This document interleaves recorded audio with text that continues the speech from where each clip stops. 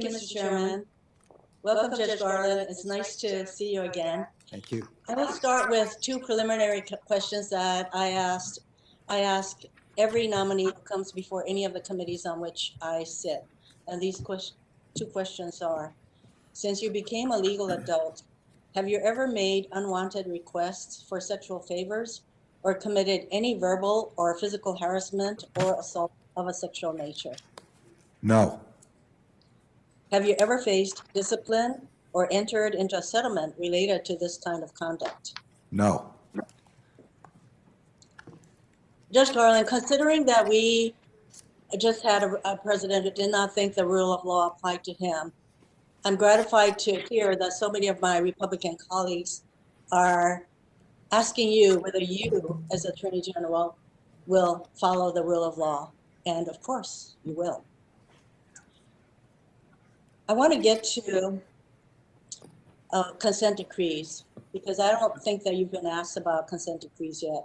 And the Justice Department Civil Rights Division has described consent decrees as, I quote, most effective in ensuring accountability, transparency, and flexibility for accomplishing complex institutional reforms, end quote. So despite their effectiveness, however, the Trump administration was openly hostile to consent decrees. In November 2018, Attorney General Jeff Sessions issued a memo that drastically curtailed their use in bringing police departments into compliance with the Constitution. The result was that the Trump administration did not enter into a single new consent decree with any law enforcement agency suspected of systemic abuse of constitutional rights, and they also actively undermined existing consent decrees. All this while excessive force by police in Minneapolis, Louisville, Kenosha, and other cities led to one of the biggest social justice movements this country has ever seen. What is your view, Judge Garland, of the role of pattern and practice investigations and consent decrees in addressing civil rights abuses by police? I thank you for this question, Senator. I think police accountability is an essential element of the ability of a police department to have credibility with the community. And without credibility and trust, a police department cannot do its job of ensuring the safety of the community. Police officers who violate the Constitution must be held accountable, and police officers who follow the Constitution want police officers who do not to be held accountable for just that reason, because it leads to a taint on all police officers, which would be unfair.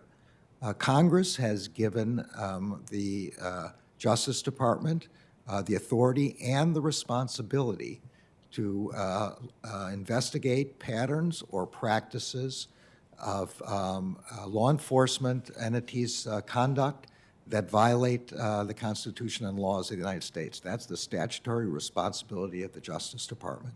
And so it is an important tool the department has for ensuring accountability. The statute further provides that if the department finds this pattern or practice of unconstitutional conduct, that it can seek equitable remedies from the court. And one of the kinds of equitable remedies which has proven effective in the past are consent decrees. Where they are necessary to assure accountability, it's very important that we use that tool. That is not the only tool available to the Justice Department.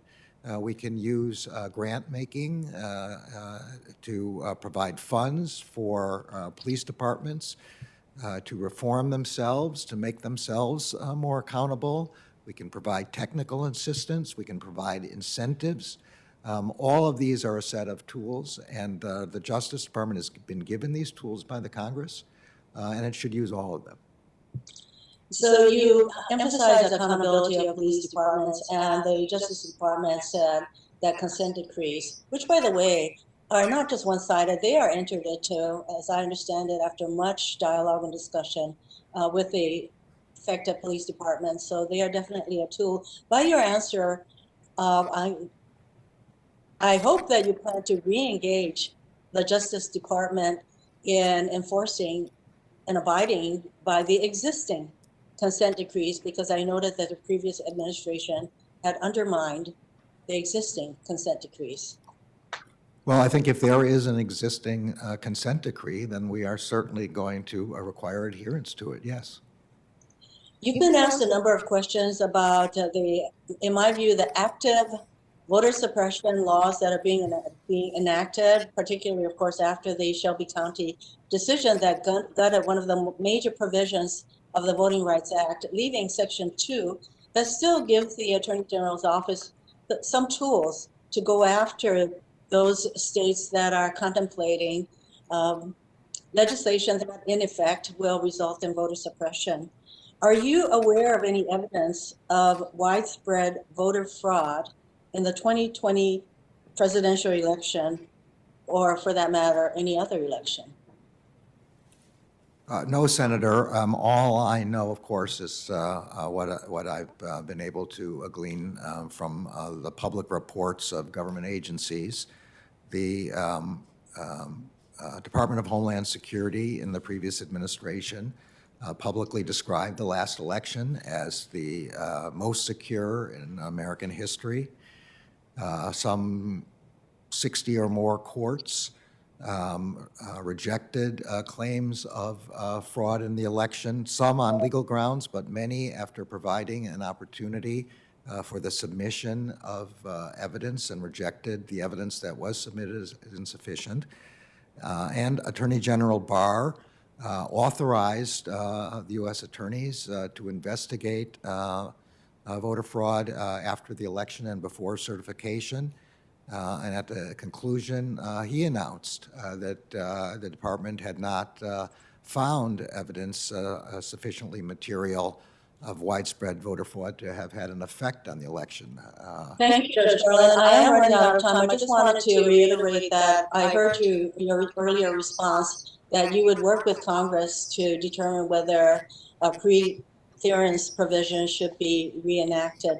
There's just one more thing that I wanted to note, and that is your acknowledgement that hate crimes against the AAPI community is definitely rising, and that you do everything you can to make sure that that there is enforcement of the laws against these kinds of crimes. And I just noted that just a few weeks ago, an 85-year-old man died after he was abruptly attacked while out on a morning walk in San Francisco. And in Oakland, in Oakland's Chinatown neighborhood, a man violently shoved and injured a 91-year-old man, a 60-year-old man, and a 55-year-old woman.